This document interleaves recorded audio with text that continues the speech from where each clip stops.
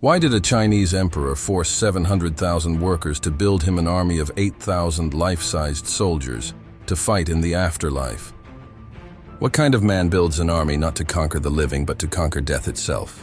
In 1974, a group of Chinese farmers digging a well near Xi'an stumbled upon one of the most staggering discoveries in archaeological history: a vast underground vault containing thousands of life-size terracotta soldiers, each one unique, each one staring eternally forward, each one armed and ready for a battle that was never meant to happen in this world.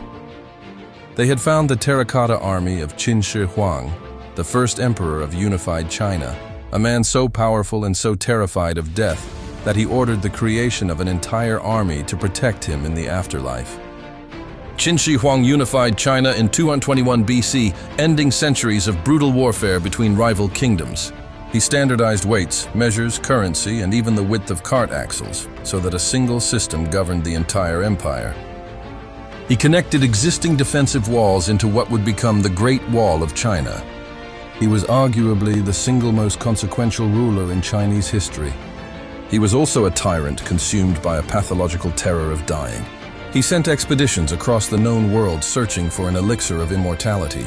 He consumed mercury pills prescribed by his court alchemists, believing they would grant him eternal life. The mercury was almost certainly what killed him. But before the mercury finished its work, he spent 38 years building his tomb, a project so vast in scale and ambition that it defies comprehension even today.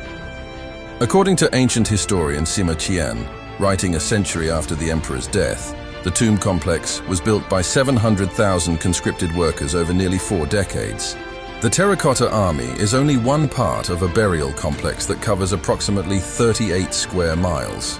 8,000 soldiers have been excavated so far, along with 130 chariots, 520 horses, and 150 cavalry horses. Every single soldier is unique. No two faces are alike. Each warrior has individual facial features, hairstyle, expression, and body type, as if real soldiers posed for portraits that were then rendered in clay.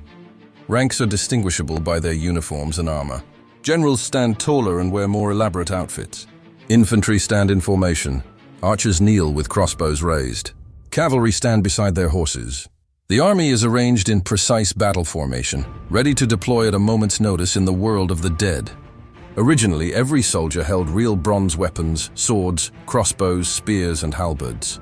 When archaeologists tested these weapons, they discovered something astonishing. The bronze blades were coated with a thin layer of chromium dioxide, an anti-rust treatment that kept them razor-sharp after 2,200 years underground. Modern chromium plating wasn't developed until the 20th century. Ancient Chinese metallurgists had invented it independently over 2,000 years earlier.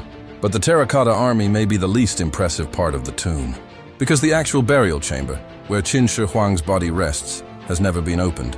Sima Qian's account describes the burial chamber as a recreation of the entire known world.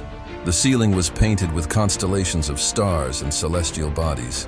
The floor contained a miniature map of the empire with rivers and seas made of flowing liquid mercury. Modern soil testing around the burial mound has confirmed abnormally high levels of mercury contamination, exactly where Sima Qian said the mercury rivers would be. The account also describes crossbow traps set to fire automatically at anyone who enters, a claim that archaeologists take seriously enough that it partially explains why the Chinese government has not yet authorized excavation of the inner chamber. The tomb may also be deliberately flooded or structurally unstable after 2 millennia. What lies inside that sealed chamber is one of the great unanswered questions in archaeology. The treasures could rival or exceed anything found in Tutankhamun's tomb. The historical documents and artifacts could rewrite our understanding of ancient Chinese civilization. And somewhere in the center, buried in a recreation of his entire empire, surrounded by rivers of mercury and an army of 8,000 silent soldiers, lies the man who conquered China and then tried to conquer death. He failed, of course.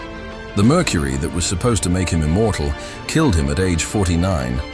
But in a way he succeeded, because 2,200 years later, his army still stands guard, and the whole world still knows his name.